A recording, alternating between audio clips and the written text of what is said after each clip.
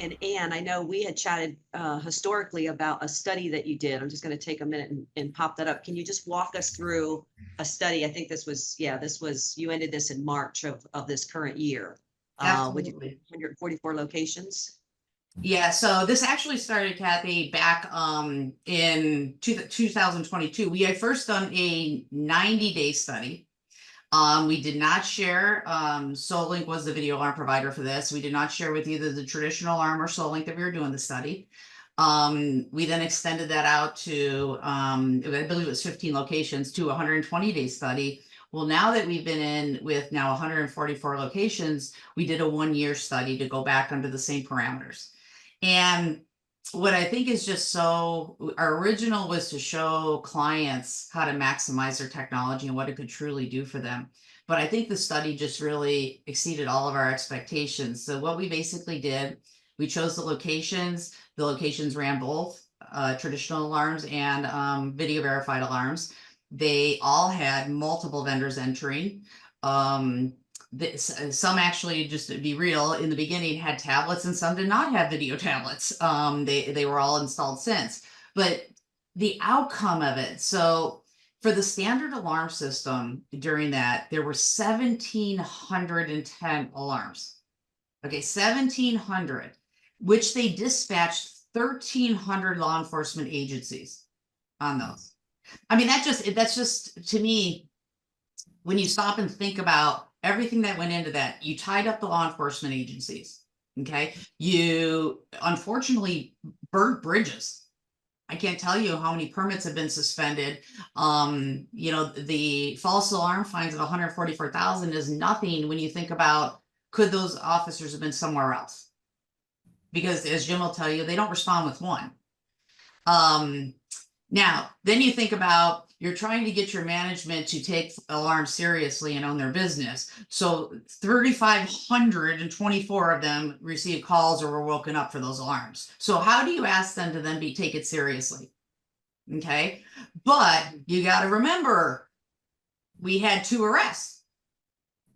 When you think about it, I mean, so does the numbers really play out? They don't. Okay, and then we take away from that. We also had 2 non-dispatched burglaries. So 2 actuals that they never came over the communicators. So it doesn't send a lot of faith in so many areas. So then we went to the exact same nights, the exact same incidents, and we have our video alarm systems. Now, here's the crazy thing. We had 1,710 alarms, but with video, we had 101,000 alarms. So now you ask, why is that? Because your video is watching everything. Okay, they're catching maybe a rodent. They might even catch a bug that runs across the cat, the coyote, everything. But how many were actually dispatched? 47. Okay. How many people were called? So we had 3,500 called, with traditional, 151. Now these are calls. So when I say calls, these could have been text messages or direct calls to say, hey, we see something, you need to take a look. And just to point out why we're 47 dispatched, one of the things that were dispatched is this company went through a vendor issue where vendors just would not wear anything identifiable. They were wearing masks or a hoodie, or thought it was funny to wear a hoodie during the transition, and would run through and then they'd be maybe out of visibility. So we just said dispatch. We'd rather now, but this is the cool thing about that.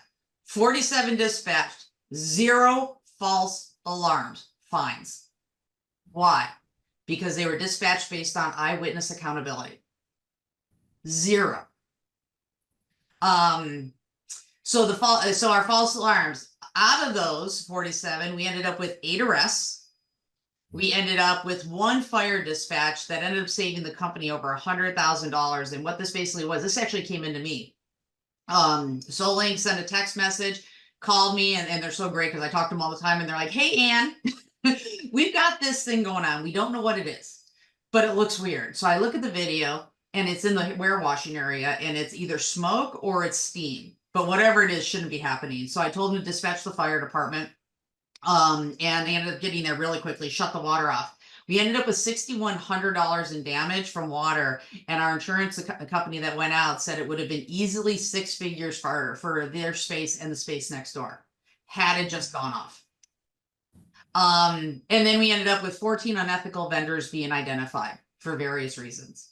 So Yeah, so I apologize to interrupt. Those numbers are just remarkable. The one thing that I know that I'm going to say Chris and I are always challenged on with our customers is the waking up in the middle of the night, right? So yes, we need to continue to get better, but let's only disturb our people in the middle of the night when it's absolutely necessary.